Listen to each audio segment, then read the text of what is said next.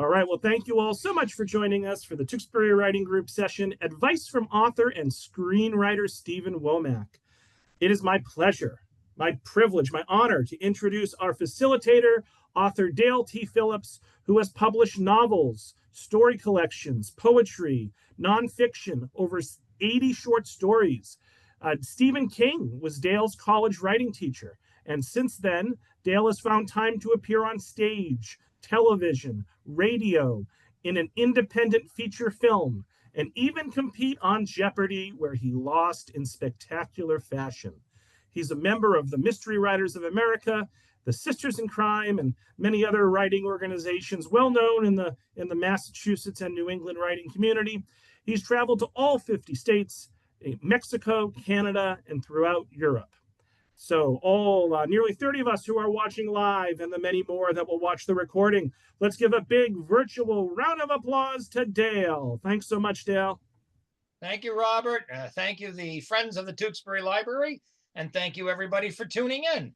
I am pleased to introduce tonight author and screenwriter Steven Womack. He began his first novel when he was 18 years old. And a mere 18 years later, he finally sold one. So it takes twice as long as when you start. His first published novel, Murphy's Fault, was the only debut mystery on the 1990 New York Times notable book list. That's amazing. Since then, he's published 10 more novels, winning both the Edgar and Shamus Awards, as well as receiving multiple nominations for major mystery awards. A scriptwriter as well, he co-wrote the screenplays for Proudheart, which was nominated for the CableAce Award, and Volcano, Fire on the Mountain, an ABC television movie that was one of the most watched television movies of the year. Steven lives in Nashville, where for 25 years, he anchored the screenwriting program at the Watkins Film School of the Watkins College of Art. Everybody, let's give him a welcome here. Thank you. Thank you, Rob. Dale and Robert, appreciate it. Yes, okay. So Steven, every villain, every superhero needs an origin story. So why don't you give us yours? Okay. I've for some reason or other, I grew up in Nashville, Tennessee, back in the 50s. My family was blue collar, working class. I think there was one person in my family who went to college back then. But for some reason or other, my parents were great readers, my mother especially, and she read to me as a child, and at a very early age, I developed a love for story, for literature, for movies, books, everything, the whole nine yards. And by the time I was 8 or 9 years old, I was reading Edgar Allan Poe and Mark Twain, Tom Sawyer, and I didn't tackle Huckleberry Finn at that age, but I read the easy stuff, the safe stuff, and it just kept going. And I went away to a boarding school, an all-boys boarding school in the 60s, where we had this gruff, portly English teacher who told us that we were going to read Robert Penn Warren's All the King's Men. And we were to read 25 pages a night and be prepared to discuss it. And, then we went to the bookstore and we got this big doorstop of a book. And we all thought he was out of his mind. How could anybody read 25 pages a night of this?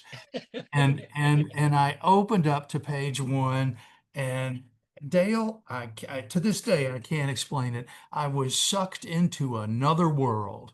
And if I remember correctly, I finished All the King's Men in 3 or 4 days. Yep. And then opened it back up and started and read it again immediately. And from that moment on, I think I was 16. It was a sophomore or junior high school level English class. And from that moment on, I wanted to do to other people what Robert Penn Warren has done to me. And to this day, he remains one of my heroes. It's nice. Didn't he win the Pulitzer for that? He won the Pulitzer for that. It's one of the great, as heralded as it is. I still think it's underappreciated. It's a novel. Yeah. Yeah, and it's a novel that it was superb, but it yeah. has gone out of fashion as many books do, unfortunately. Yes, and it's been made into a movie twice. Yeah. Once with Broderick Crawford. Broderick Crawford, and then the Sean Penn, I forgot the other person that was in it in the 90s. And the old adage, the better the book, the worse the movie. The movies were good, but they didn't capture the book. Right, No right. movie could capture it. It's too multi-layered. A good chunk of it is very non-visual. So I don't. It's just too good a book to ever be made into a movie that serves it well. Yeah, So I think a anyway, lot of people get it wrong because it's All the King's Men. It's not about the Huey Long iconic figure. It's about those around him it's a and yes. how they work for and against that all the way, which is the amazing part of what the politics is about. The protagonist of the novel is Jack Burden, who's a depressed, failed, almost alcoholic newspaper reporter who, when Willie Stark was running for office the first time, he lost, but Jack Burden was the only one who gave him any good press. And when Willie Stark, the Huey Long character, came back, he hired Jack as his press liaison. In Hmm. fact, he's kind of his right-hand man. So, Yeah, yeah. after boarding school, I decided to take a year off from college. I Huh. decided to take what they call a gap year now, and I went to work for a factory in Ohio. And there is nothing that will get you into college faster than a factory job. So I intended to take a year off. I lasted 3 months, but in that 3 month time, I started my first novel, and Wow. thank God nothing ever came of it because at the age of 18, I don't think anybody's equipped with enough life experience or skill to write a novel. But I kept going and finished the book, which is now locked in a storage shed somewhere a long way from my house.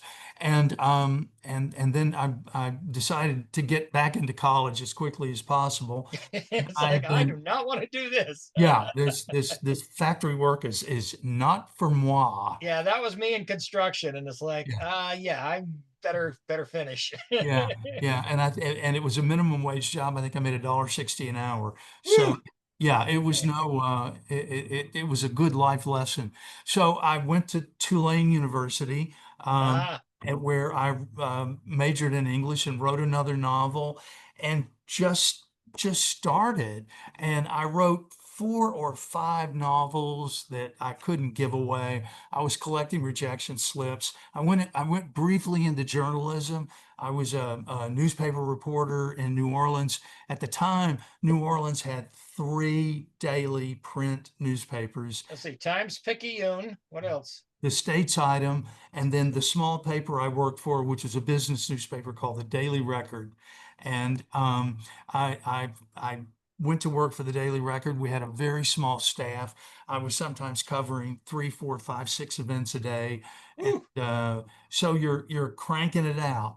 And then I moved to St. Louis, hoping for a job on the Post Dispatch. I got as far as a final interview, but I never got hired.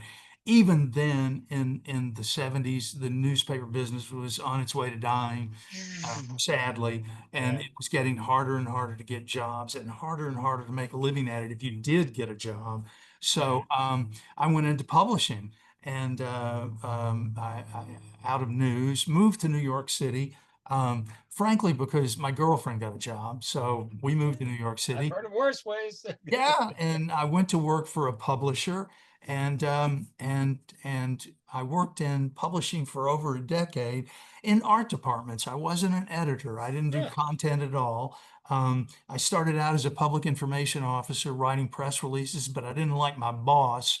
And when a job opening came up with the art department, they needed a typesetter for their in-house typesetting department. And I Huh. went to my department head and applied for the job. And she said, Have you ever set type before? And I lied. And Absolutely. Yes, I said, ma'am. Oh yeah, I do it all the time. And they gave me the job, and I went upstairs and went to somebody in the adjoining office and said, they had a big typesetting machine in an office. And I Yeah. said, Where's the instruction manual for this thing? And I became a self-taught typesetter and did it for a Wow, decade. that And is amazing. yeah, And and you're it's having to put each letter on the on the peg in the board to frame it, right? Well, no, this was in the early days of Ah, photo typesetting. oh, you Photo started typesetting, automating. yeah, was just coming online, and I worked on CompuGraphic machines, and then the old Edit Writer, and then a Quad X, and I got the chance to move back to Nashville to go to work for a publisher, and in 1983, they laid me off, but I got a very, very nice severance package. And so I had enough money to live on for a couple of years. I was unmarried, didn't have any kids. Um, I had a car note, but that was about it. So I paid off my car note and in my apartment and just started writing full time. And Mm. I found an agent, and I was so desperate to get published. I wrote a romance novel because I thought it would be easier to publish. And my Yeah. grandmother, whom I adored and was very close to, I she was a big romance reader. And I went to her house one day, and I said, "Granny, what do you read?" And she said, "Well, just go look on that bookcase." And I made a list and went to the drugstore and bought a grocery sack full of paperbacks, read them all, and wrote a romance. And that got me an agent who couldn't Wow. who could not give the book away, and Wow. I was afraid he was going to drop me as a client. Did you So use a pen name or your real name? my real name, Oh, that's why. a pen name for the Yeah, romance. yeah, yeah. If Yeah, Steve would not sell to romance no, no, writers. I had a pen name, and I swear I can't remember what it was, but it was a woman's name, and Sarah. yeah, something. And I was afraid he was going to drop me as a client, so I dug out this novel that I'd written in New Orleans that had been turned down by 22 publishers. And Hear that, folks? yeah, That's common. yeah, that's very common, and especially in the old days of trad publishing. Right. Over Um, the transom. Yeah. Over the transom, just writing query letters, begging literary agents to read it. And I rewrote it. And my agent called me 6 weeks later, and the first words out of his mouth were, "Sit down." And I did. And the famous editor, Ruth Cavan at St. Martin's Press, had Hmm. taken a liking to the book and bought it. Wow. And then it went, as you were kind enough to mention, and it became a New York Times notable book. So I did two more books with her in a trilogy set in New Orleans. And then I had a chance. What happened was there's a writer down in West Tennessee who had just published her first novel, Deborah Adams, very good writer. She writes cozy mysteries and a very good friend. We've been friends ever since, but she cold called me. This was back in the days when everybody was in the white pages. And she Hmm. said, I've just sold my first novel. Would you give me a blurb? And nobody had ever asked me to do that before. Yeah, I yeah. was With your first novel. tremendously Absolutely. flattered. So she sent me the book. I read the book, loved it. I mean, it was a fun, great, Thank goodness, right? entertaining. Yeah, yeah. And so I wrote a nice blurb, sent it to the editor, but unbeknownst to me, Deb had sent a copy of Murphy's Fault to the editor at Ballantine Books, which was part of Wow. Random House.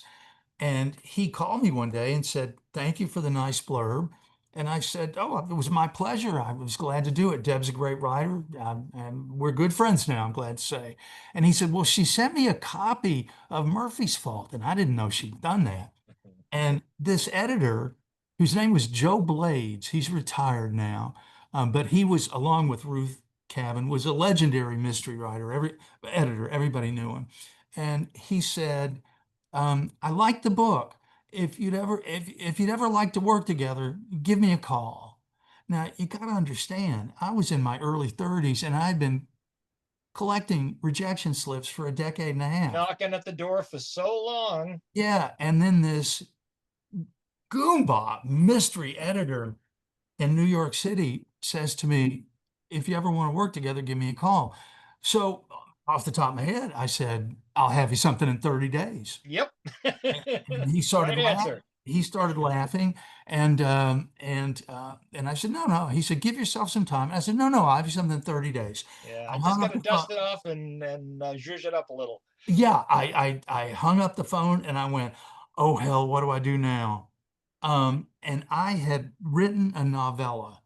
It was about 75 pages long, and it was a mystery set in Nashville with a loser PI, who he was a newspaper reporter who loses his job, so he becomes a private investigator because at the time in the state of Tennessee, you had to have there were no qualifications required for a PI license. You could Kind of like just being a doctor in Florida. right. I mean, you pay $75 to the Secretary of State's office and you pass a background check, you're a PI. Run up some cards and go into business. That's it. Get your badge made. And so I had this 70-page novella. I and I had offered to give it away to a local magazine. I said, I'll give you this if you'll just Just serialize it serialize it. over God. 3 or 4 issues. And they said, no, thank you. And so I quite literally couldn't give it away. And so I took this story, rewrote the first few chapters, wrote a treatment/synopsis for the rest of it, sent it off to Joe, and he bought it. Wow. You know, Overnight success after 15 years. yeah, after 15 years, and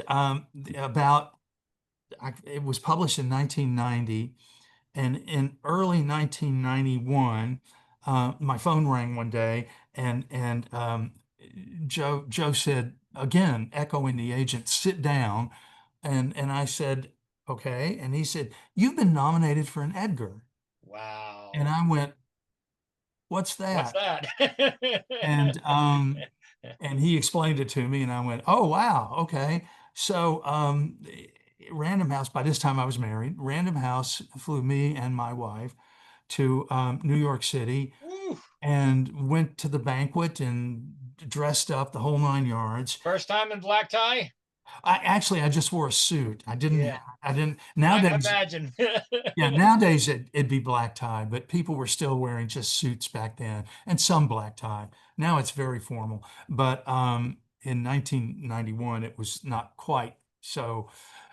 So anyway, Sue Grafton was Ah, president of the MWA that year, and she presented me with the Edgar, and I was blown away. And so I kept writing these novels all the way through the 90s, and then and I don't know if you remember this or not, but in the late 90s, publishing hit a few stumbles. oh yeah, I record this this Yeah, history. you knew that. I had done 6 novels. I'd done 6 in the series. 2 of them had been nominated for Edgars. One of them won. 4 of them had been nominated for the Shamus, and I won that once. I was shortlisted for the Anthony and didn't get it. The books were optioned to a producer. I mean, everything looked rosy. I mean, you know, the future was so bright I had to wear shades. Yeah. And then in the late 90s, everything fell apart. Then the bottom falls out. And the bottom fell out. And at the time, I also discovered for the first time, oh, good Lord, at the age of 48, I was going to become a parent for the first time. Wow. And Nice timing. Yeah. yeah, good timing. I just lost all my financial future at the time when I need Yeah. a great deal of money. And not to mention things like health insurance and a steady Oh paycheck. Lord, yeah. And at the time in 1995, the first film school in the state of Tennessee was created at an art and design college here in Nashville called Watkins. And they had hired me. Watkins was a very small college. They had very little money. And I was the first faculty member hired because I taught screenwriting. I had taken some screenwriting courses. I had, at this point, written 2 movies. And it doesn't cost anything to teach screenwriting. If they hired a cinematographer, they had to buy a bunch of expensive cameras. If they hired an editing teacher, they had to buy an expensive editing lab. All you need to teach screenwriting is a chalkboard. So and a copy of Robert McKee's story. and Bob McKee's story. I actually studied with McKee in the 80s. Nice. I took his course. And it was the most, in fact, that's probably why Murphy's Fault sold. I took Bob McKee's course. I also studied with Rick Reichman, who was teaching screenwriting in Nashville and at another local college.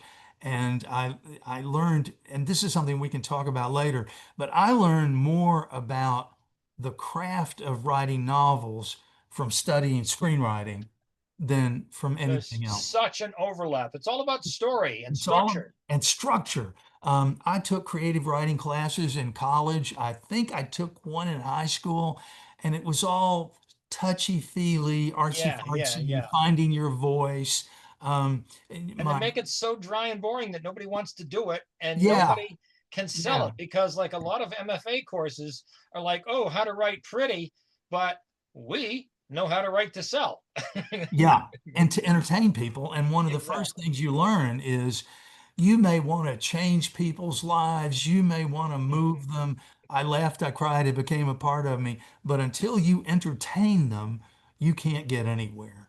So I had studied screenwriting and I was writing screenplays. So I started teaching screenwriting. And then about the time serendipity stepped in, the college had grown to the point where they needed a full-time screenwriting teacher. So in And 19 they can pay you. and they could pay me. So in 1999, I took a full-time teaching gig. And I was under the impression that one could teach and write at the same time. And Yeah, because, I own a bookstore, so I got plenty of time to read. yeah, exactly, exactly. And boy, was I wrong. Um, Yeah. in the decade before I became a full-time teacher, I published 9 novels in 10 years. In the decade after, I published 3 books, Yeah, and it was a struggle to get those out. yeah. So I kept, and then in 2007, um, I and you do this in academia, it rotates around among faculty positions. I became chair of the film school. So I was, Wow. so I was a department chair for 5 years, which was about as long as anybody can stand that job. And then in 2012, I reverted back to my faculty position. Um, I ran into some health problems, which thankfully I'm past now. And but I kept teaching and was writing as well, but not anywhere near as productive.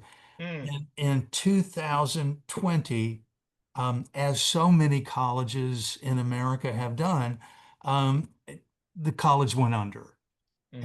after 135 years. It started in Well, it would have 1885. happened the next year anyway, so yeah. Yeah, it started the year that the spring break is when the um, epidemic hit. Hmm. And I was teaching 4 classes at Watkins, and then I had picked up an adjunct class at Belmont University. They have by now that by then had a film school. So I was teaching their adjunct to make a little extra money. I had to transition 5 classes to Zoom in 48 hours. Had to upgrade the Wi-Fi in my house. So anyway, in 2020, the college went under. There have been, I wrote a memoir of it. It's an ebook only, and it's on Amazon if anybody's interested, called Death of a College. And Mm. an ebook about, it's very short and very cheap. And it's about my experience of struggling to keep a college open where I had been for 25 years. And Man. it was a real ride, and in many ways a tragedy. But I've kept in touch with my former colleagues and kept in touch with my students, and gone back to writing full time. So, but as we can get into with folks anytime you want to, between the time when I was writing full time in the 90s until 2025, you wouldn't even recognize the publishing industry. Oh, It's yeah, absolutely. That's what it's I tell changed. people. It's like the traditional world still thinks it's 1995. And I was at a conference, a crime bait conference up here, which is a mystery crime conference. And they go, the Mhm. future of publishing. And the way they were talking, I go, that's the past of publishing. What the hell are they talking? And I'm like Yeah. rolling my eyes in the back of the room and holding my head. And afterwards, a New York Times bestseller comes up to me and goes, thank you. You have it right. They were absolutely full of crap. Well, we had a meeting of our local Sisters in Crime chapter here. I'm not, I don't mean to diss anybody, but our guest speaker was a woman who ran a publishing, she was a publicist Yeah. for writers. And she was talking about the importance of cultivating your local bookstore staff so they can hand sell the book, and the importance of book signings and going to book fairs and And shaking doing hands. book tours paid for by the publishing company. Yeah, oh yeah, there's a lot of those these days, Oh, it's especially a in good our. thing I wasn't in the audience because I'd as- have been a heckling like. Well, I did speak up and I said, "Have you guys ever heard of David Goffrin?" And Exactly. for our audience, that's a good guy to know. Gaughran, David Yep. Goffrin. He's an Irish writer and considered a guru in the indie pubbing movement.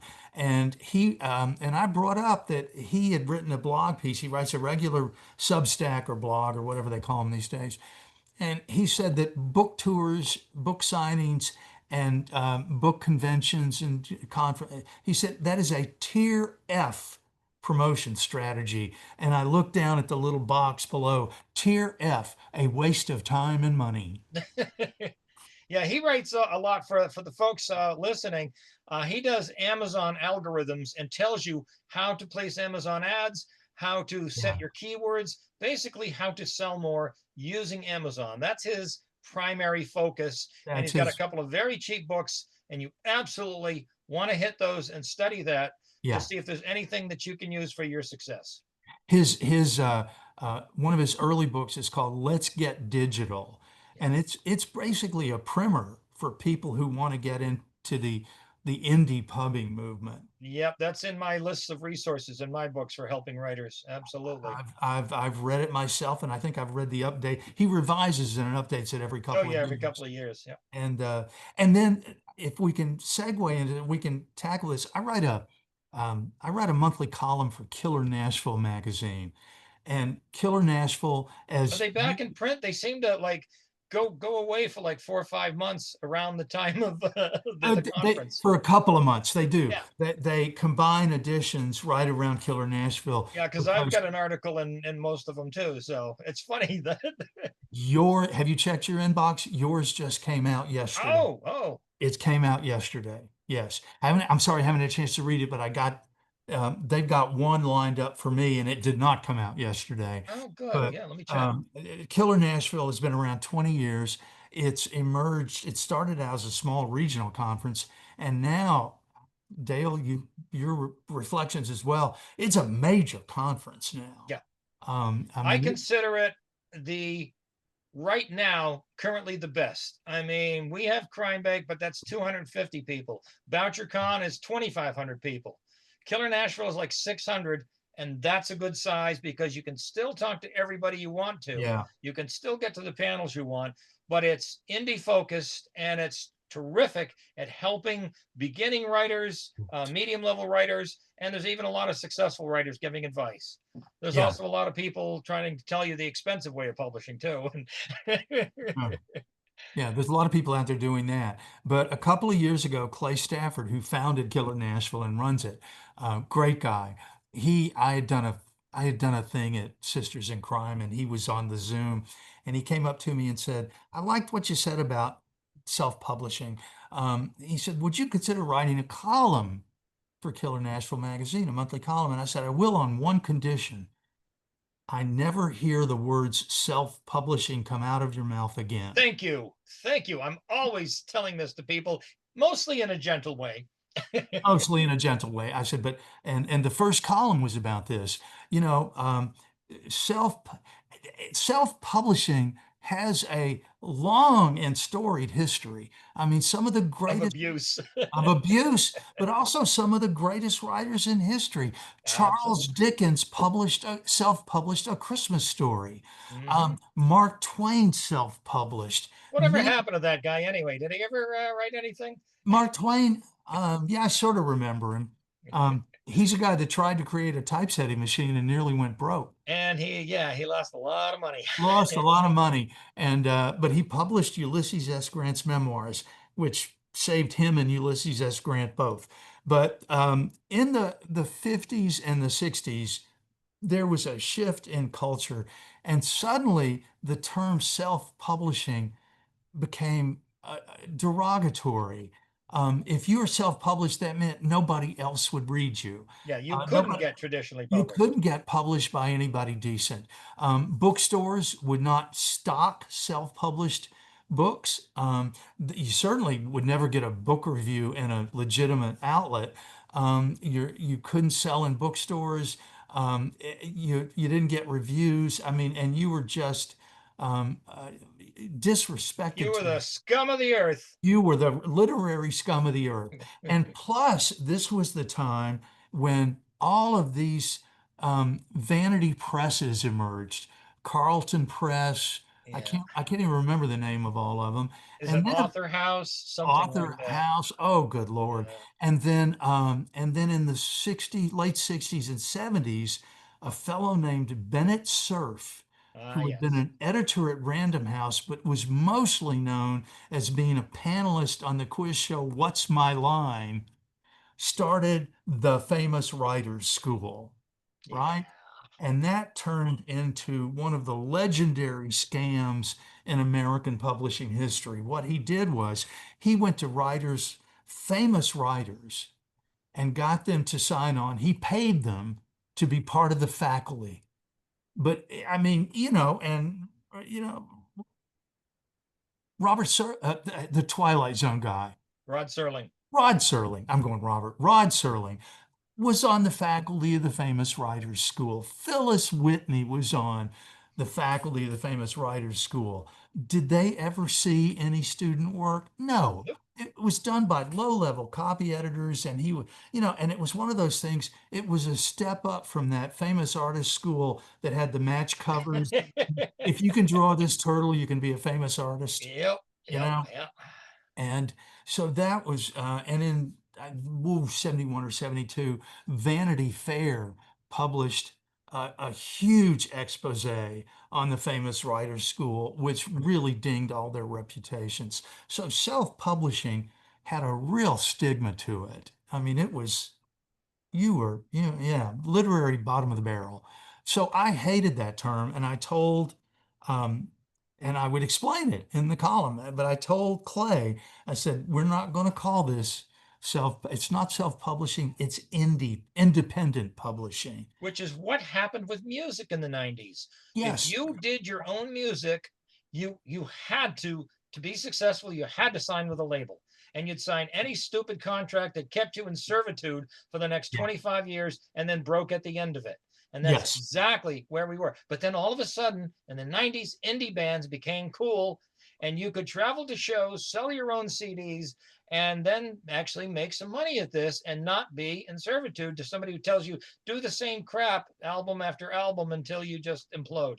exactly, exactly. And you can really trace the indie pubbing revolution. And when I say revolution, I'm not overstating it. I mean, Absolutely. it has completely, Paradigm shift. it is a game changer. And you can really trace it back to 2005. It's about 20 years now when within a year or two of each other, Sony came out with their e-reader, Barnes and Noble came out with the Nook, and And most Kindle in importantly, 2007. the Amazon came out with the Kindle. And then shortly thereafter, they developed the KDP, Kindle Direct Publishing Program. And suddenly, the gatekeepers weren't there anymore. The gatekeepers weren't there. And publishing became open to anybody. And for a long period of time, if you just published anything, you would sell it. If you did a modicum of publicity and social media, There was a gold rush. Yes. it was a gold rush. It was. And like all gold rushes, it eventually, I won't say it's An come to an abrupt end. end. Yeah, I won't say it's come to an end, No, but no, no. it's now there. Well, again, I found these numbers in a column that I wrote. I was doing research for a column for the magazine, and the only body that tracks published books is UNESCO, the United Nations Educational Society of Cultural Organization. They estimate that in their last numbers, I think, were for 2023, they estimate about 2.2 million books were published worldwide. And but nobody tracks indie publishing In that year. in that year, and still it's tough. But they estimate that there are nearly that many books indie pub now, Oh, yeah. and so you're competing against 4 million books. And the traditional authors and the snobs were complaining about the tsunami of crap, ignoring the fact that, Sturgeon's law is that 90% of everything is crap. It's crap. Yeah. And the thing is if you focused on those, you could cherry pick really bad examples to say, look, anybody who does this is garbage. But they left out the ones that were successful. They left out the ones that were good, the ones that were competing, and certainly the ones who were making money. And Joe Conrath back, in the early 2010, around that, who came to the 2016 Killer Nashville, kind of exploded things by showing numbers, showing how to do it, and just saying, look, you don't have to be like this. You can put out some pretty basic stuff and you can make money at this. And there's a couple of tips, no real secrets, but a couple of tips, and let's go for it. But folks, like you say, let's stop calling it self, because it's not self. It's indie because you're independent, but you're choosing your team. In publishing, I've had writers said they gave me a 25-year-old editor who doesn't know anything, who just doesn't know how to mark up a manuscript. They give you bad cover design. They say put a dog in it. They give you mistakes. They give you delays. They completely, ruin the launch. And this is supposed to be the quality. Yeah. There's a Virginia writer, Sharon McCrum. Oh, yeah. She's a long time. Wonderful. She's wonderful. And she sort of took me under her wing. Oh, lucky you. 35 years ago, and we've been friends ever since. And she does a lot of Appalachia stuff. Yeah, and her stuff is taught in colleges. I mean, she is really good. But she told me the story once of she had one of those, fresh out of English school copy editors that just chewed a manuscript of hers up. So she went out and had 2 rubber stamps made. One said "Stet," and the other one said "Stet, damn it." I love it.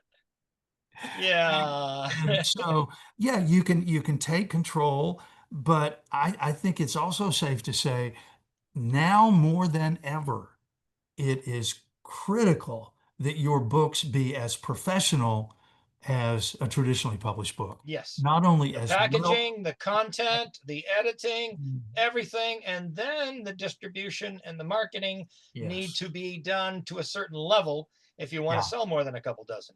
Yeah, exactly. I dipped my toes into indie pubbing, not with original work, but with my backlist. I had gotten the rights back to about 10 or 11 and books. You made more money in the new Oh time yeah, than you did originally. They've sold more as indie than they did when they were first published. Because here's another thing, I was getting small advances, and they got smaller and smaller and smaller. And here's a secret handshake for people to really listen to. The amount of enthusiasm your traditional publisher has for you is directly related to the size of the advance. Right. If they're going to make money on your book no matter what. 2 and 5 actually make money. Well, they make money for the almost no books, especially early in your career, earn out their advance. Right. But that doesn't mean the publisher But lost they got the money. rights forever, so. And they've got the rights forever.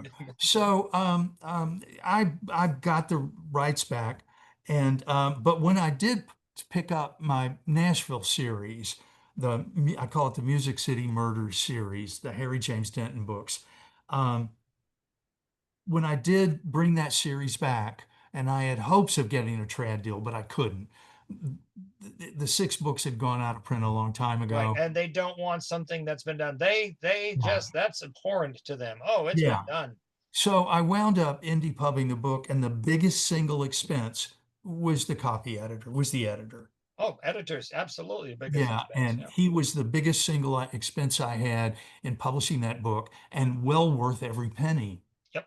So if there's anything we can offer to the people who are listening in, it's don't run it through Grammarly and think you've edited it. Or autocrit and call it good. Autocrit or Chat GPT. Pay for professional editing and get Yes, samples so you know what they're doing, if they're doing yes. it the right thing to your book, and don't let them try to rewrite your book.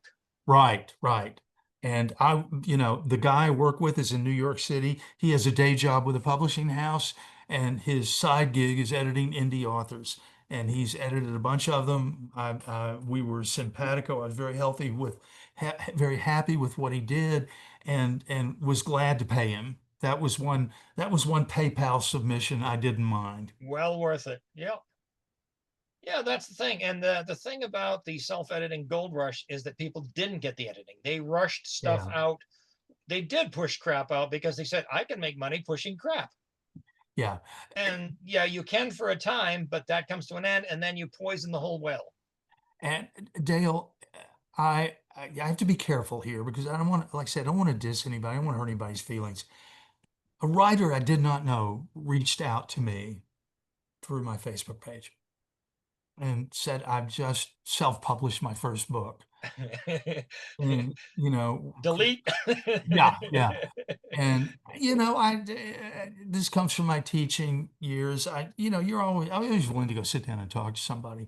So we got together and, I talked a little bit about, where you can go to promote your book and stuff like that, and gave him a couple ideas. But he gave me a copy of the book, and no, the first thing he did, which I knew was wrong. I hope he's not listening to this, because he's a nice guy. But the first thing he said was, "I'm going to give you a copy of my book, and I'm not going to ask you to pay for it, but I'm going to ask you to leave me a review on Amazon." Ooh, that's a no-no. Nope.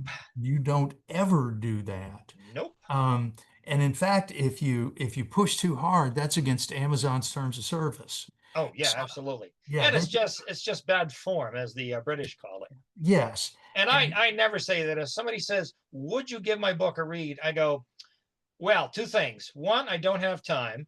Two, I get paid professionally to critique and edit manuscripts.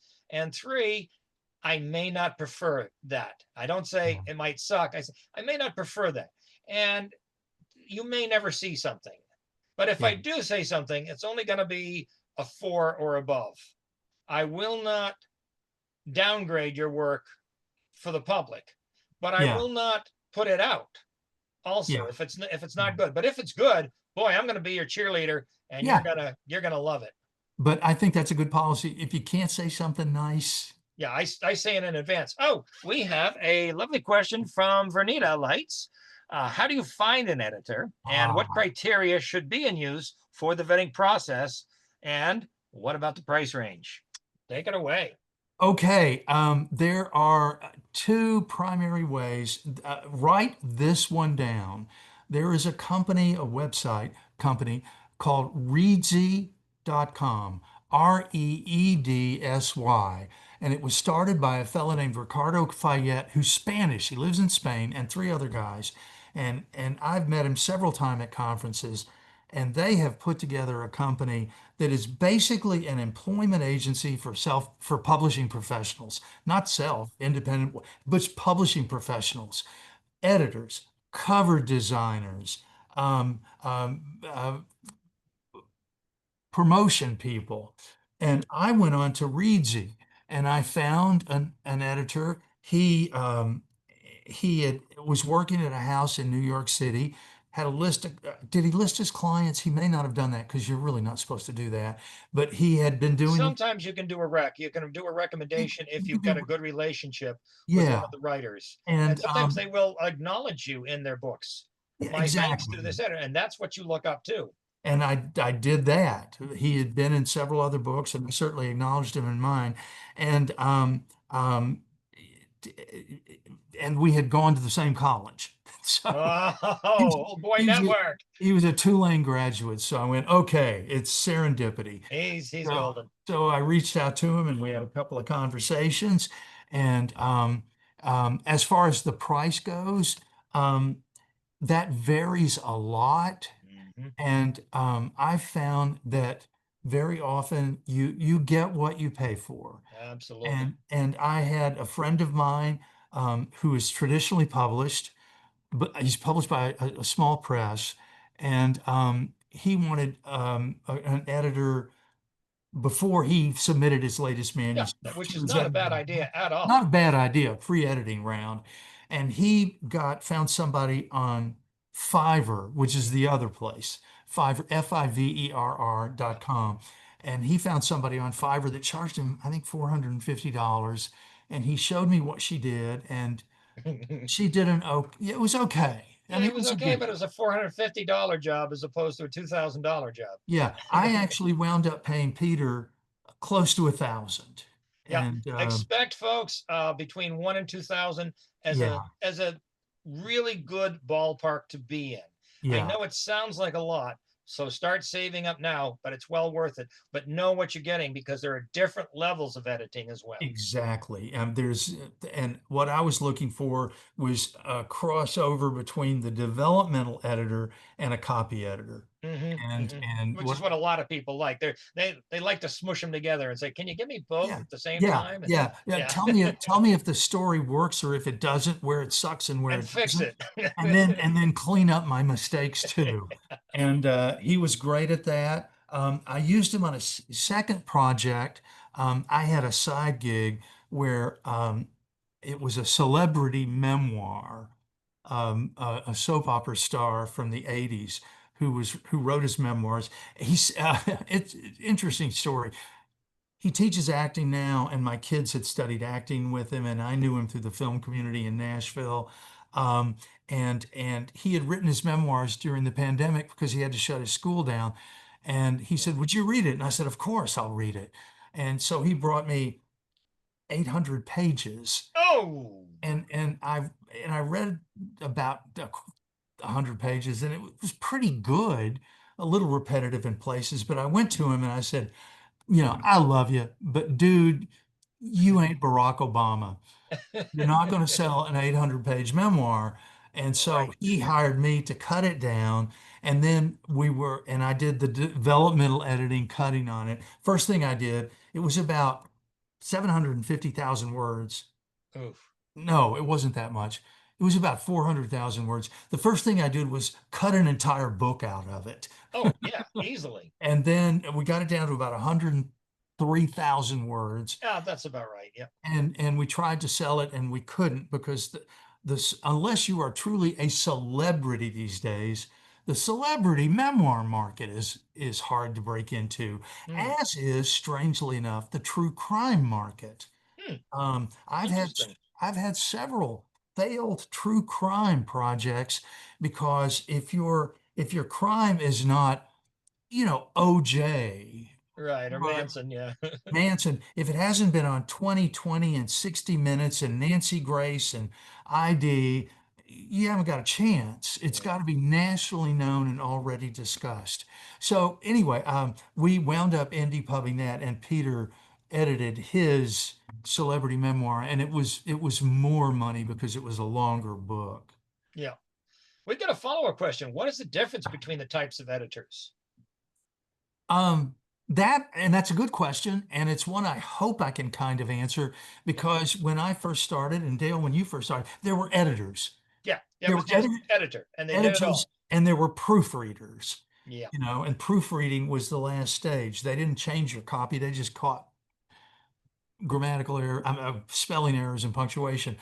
I guess a developmental editor is the initial stage, right? And Yeah. The that's story somebody, editing. the Yeah. story editor, somebody who goes in, does this story make any sense? Do I care anything about your characters? Is it fairly commercial? Is it commercial? Does it hit its marks in terms of structure? Are your characters' actions motivated? Is everything a cause and effect relationship? Superfluous characters. Superfluous characters that can be cut, characters, multiple characters that can be combined into one character. So that's what the developmental editor does. And then the line editor comes in, and I hope I'm getting this right, Dale. Correct me if I'm Well, not. people have different Different variances between what they call them, but yeah, it's But gonna be right on. a line editor sort of moves into the copy editing arena where they're like, are you using the same word 3 times in the same paragraph, which I'm prone to do. Is the Chevy blue in all the notifications? Yeah, is it blue in chapter 3 but green in chapter 7? Did you change this character's name? And you think that's a silly. That's happened. That's Oh yeah. happened. That's happened to me in the beginning. I've had this happen in novels and screenplays where in the beginning of the project, you don't know the character very well, so he's Mr. Smith.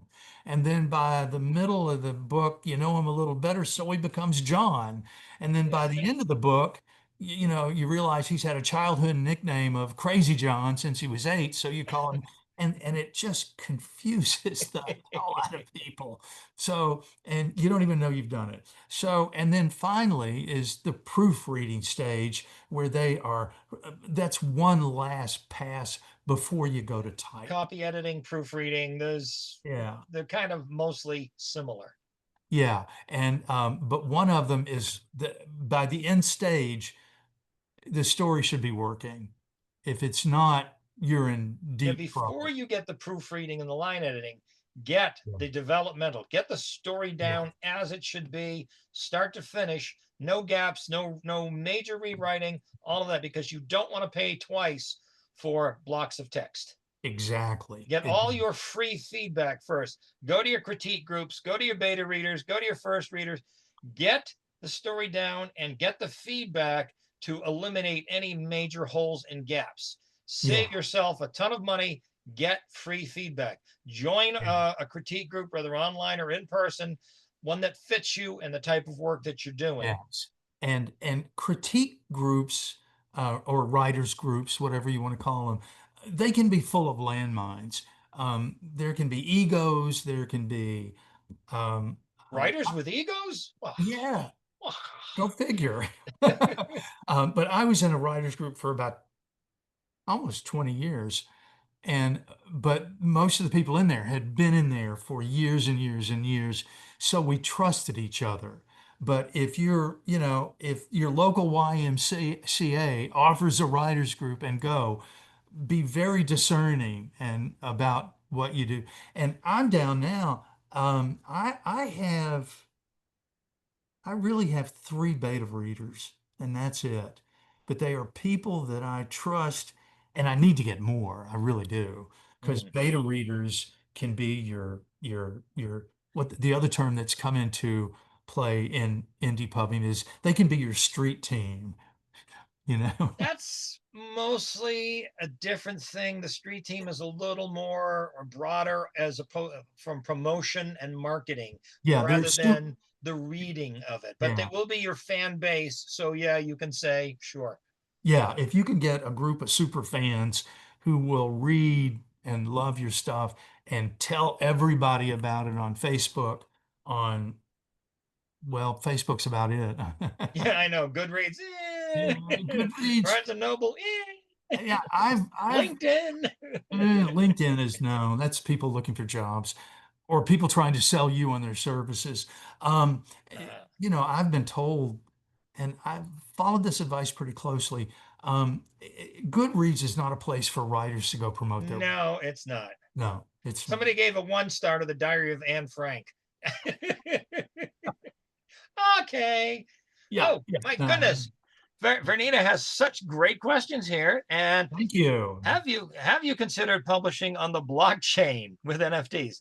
No. How much do you pay an artist to design a book cover? That's a great question. That's a great question. Would you consider using AI instead of a human designer? Never, never, never, ever. Although I will Well, we'll get to that in a minute. How much do you pay for a cover designer? As Good the question. A Yep. good question. As the indie pubbing revolution has evolved and aged, there are more and more people coming into it, providing support for indie authors. Years ago, I went to a woman. She was the spouse of one of my colleagues in graphic arts, the chair of the graphic arts program at Watkins. His wife was a book cover designer, and she did high-end coffee table books, Oh privately boy, printed yeah. editions. And I said, "Well, I'm thinking about indie pubbing a book. What would you charge?" 10 grand. 4 grand. She said Oh, four, okay. $4,000. And I went, "Can I get you a glass of wine?" We were at a cocktail party. We were at a school function. And I said, "Okay, thanks. Can I get you a glass of wine?" And when I got into it about 5 years ago and really dug into it, it's astounding. I had I had a wonderful cover designer who did, and her name was Dawn Charles, and she had, what was the name of her company? BookNet or something like that. Mm. She had a website. She had done literally dozens, if not a couple of hundred, of indie pub covers, and she would do an ebook cover for $35. Oh, yeah. And if you wanted a paperback cover, trade paperback cover, Yeah, for the full wraparound with the spine. Yeah. well, yeah, if you wanted a print cover, it took it to about 150. That's still fantastic. Folks, And if you can get a price like that for quality work, do it. Like he said, that Fiverr that he talked about before is a yes, great place. There's also templates for book covers that give you some basic art and you pay a fee. You can license it and add some text to make it happen. It doesn't yeah, have to cost. I've had people tell me they paid thousands for their cover. yeah, And and I almost weep for them. yeah. Um, if you wrote down Dawn Charles' name, erase it because a few years ago she passed away, which was a real loss to the Mm. community. So I'll share one. Can I share one, Dale? Absolutely. Because I Yeah. just realized we've been having so much fun, we're I running out know of we're time. gonna have you back because we Wow. barely scratched the surface here. But I Okay, show your covers. okay, what I did, I tracked down a cover artist who had done some work that I really liked. He's on Fiverr, and I wrote him, and he generates his covers with AI. He says that on his website, and then he manipulates them, adds the But time. Amazon's gonna put up some big red flags on Well, they haven't yet. They haven't that yet. until they catch him. In which case, youch. Uh, like I say, you get, and again, we could do another hour on AI. I just got back from the Yeah, Novelist conference in St. Petersburg Beach, and that's all we talked about. But yeah. I told him this is a book. I'm republishing a suspense thriller, and I'm republishing it as a historical because it came out in 2007, which is nearly 20 years ago. So it's a historical Well, now, anything pre-COVID is now historical. historical. And I said, what I'm looking for is um, an homage to the classic mass market pulp fiction Yep, paperback covers yep. of the 40s and 50s and early 60s. Go back to Mickey Spillane, John D. McDonald, Gold Key, I think, was a lot of them. Gold Key Publishers. Yeah, back when those paperbacks were about 35 cents. And he did this cover. And I don't know where he is. Like Hard Case Crime is doing that too. Hard Case Crime has brought him back. And I have reached out to Hard Case Crime. I would love to work for them. I would love to publish with them. The problem is it's a small operation and he's got so many writers that are buddies that, including Stephen King, that Stephen King has published books with him. Yeah. And his list is very small and he's booked out for years. But I said, I want an homage to a paperback cover of the 50s. And this is what he gave me. Absolutely. Oh yeah. Yep. And this is a suspense thriller. It came out about 4 months ago, reissued, and I loved the cover. Now, folks, look at this. As far as branding, you look at that book, you know exactly what it's going to be. You know the genre, you know pretty much the feel of how that book's going to be. It tells you right there from the start. And that's important because that's the image that people see online and they go, oh, Ooh, that's in my wheelhouse. Let's go. This is it's and the book itself is a really dark noir suspense thriller about a New York Times best-selling author who bases the plots of his blockbuster novels on murders he commits himself. It's a Love it. serial killer novel. So, Okay, we are getting down to the point where we got to get the final question. So we got two here. okay. One, what are the biggest things you learned from rejection? That's a great question. How to develop a thick A skin. thick rhino Believe hide me. skin. Because I'll tell you, I used to tell people, it's rejection. Don't take it personally. They're Well, not rejecting you, they're rejecting the saleability of what you gave them. but you tell yourself that, but it feels like they're rejecting It you. hurts. It And hurts. I've said, if I'm working on the factory line at Ford and I screw side mirrors on a Ford Taurus for 8 hours a day, and somebody says, I hate Ford Tauruses, that doesn't bother me. But Right. when somebody says, I hated your book, Yeah, they say, I hate the way the mirrors are screwed on. yeah, if somebody says I don't like your mirrors, I go, oh well, write a letter to Henry Ford. But when they so there unfortunately there's nothing to do except to persevere and for lack of a better term, get past it. Write more, write more, Write and show them. more. Harlan Write Ellison more. would tear apart some of the writers in his classes that he gave in workshops, and they would go back and determined to blow him out of the water, write something so Yep. good and bring it back and go, there, suck on that. Yes. And it's axiomatic in this business that if you let a rejection stop you, you should stop. Exactly. That's it. Uh, And Vernina, who had such great questions, said her focus is AI. The trouble with that is writers are artists, and artists are creative people coming from their soul. Yeah. AI is a copy machine. It's a plagiarism machine for as far as art or text.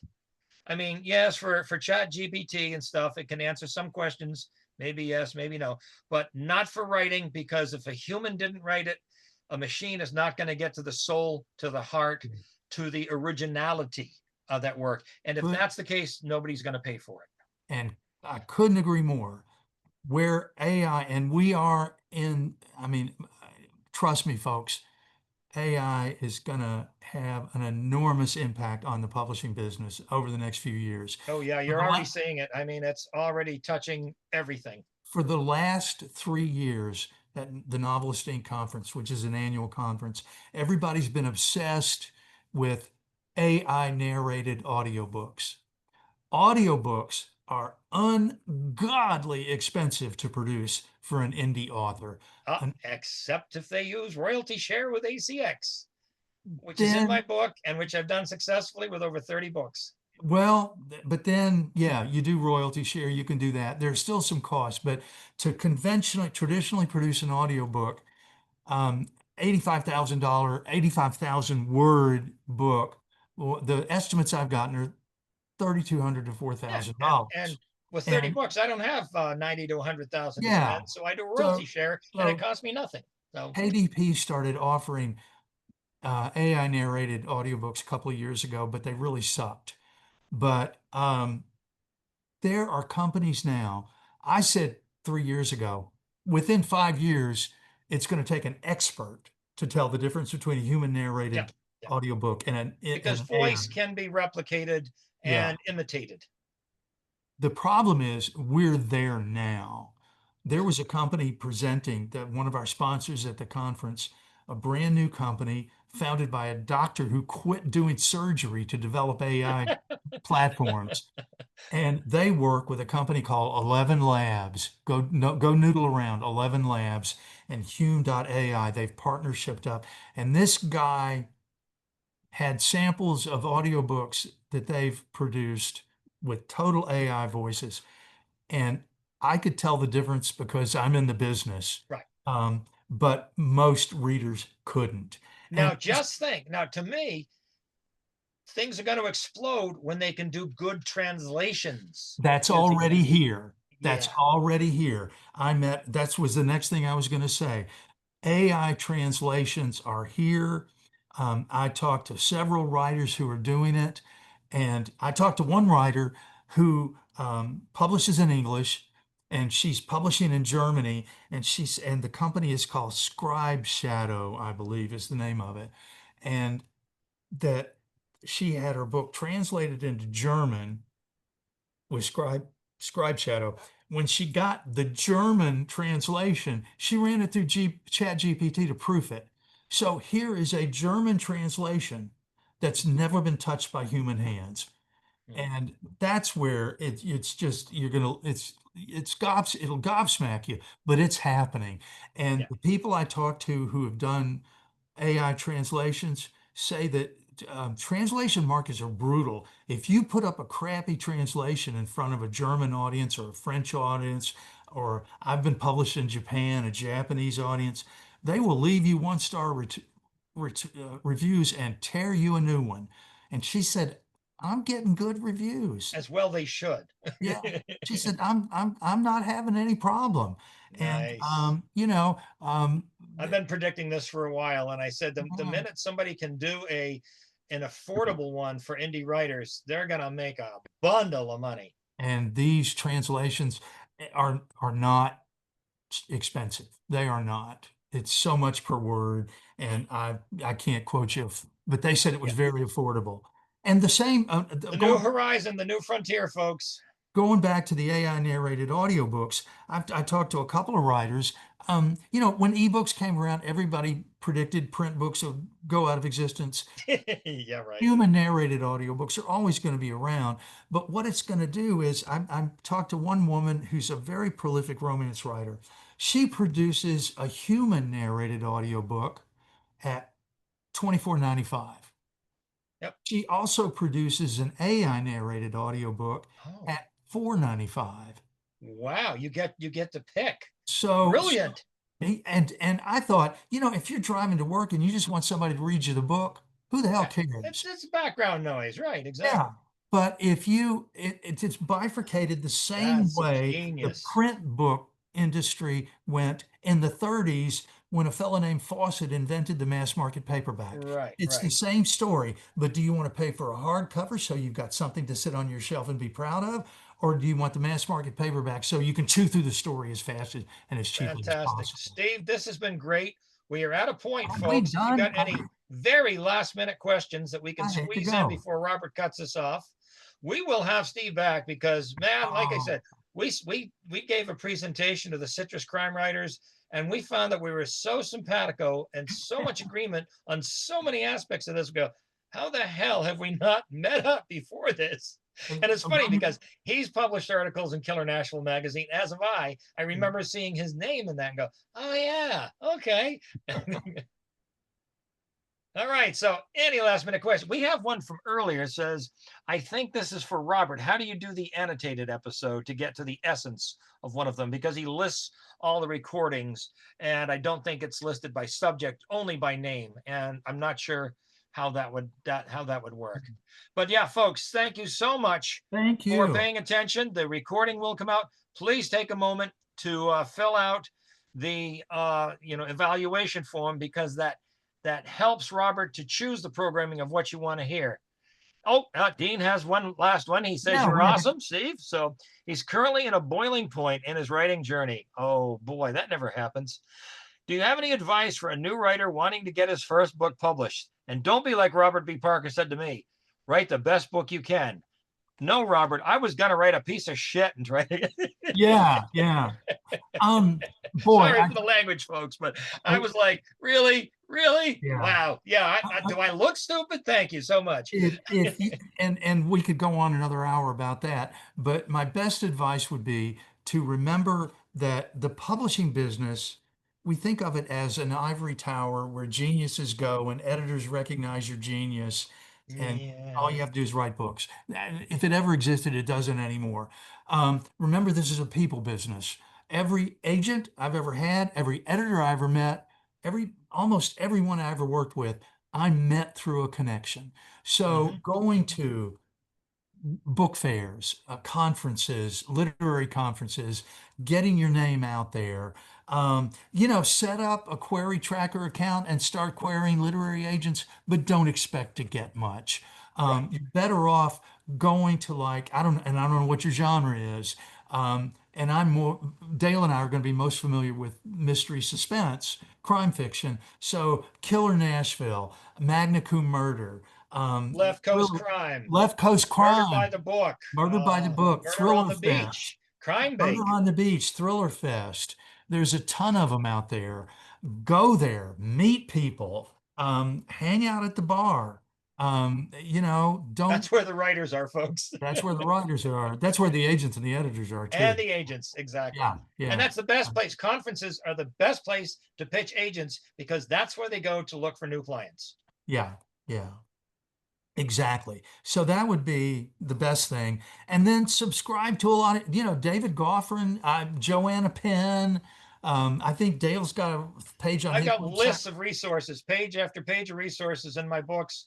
87 ways to sell more books and how to be a successful indie writer. Yeah, And Dale's that's done more than just I the have. start of your education. Yeah, and that's it. You've got to educate yourself. And that's a lifelong process.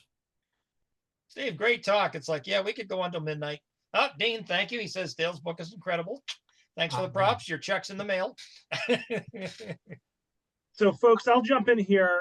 So, Dale, you had asked me before we went live, when did we actually start doing these? And I did just look it up on my desktop. September 2020, Dale. So it has been 5 years. God. Wait a minute. 20 to 21. 21 to 22, 22 to 23, 23 to 24. I know. My God. Can you believe that?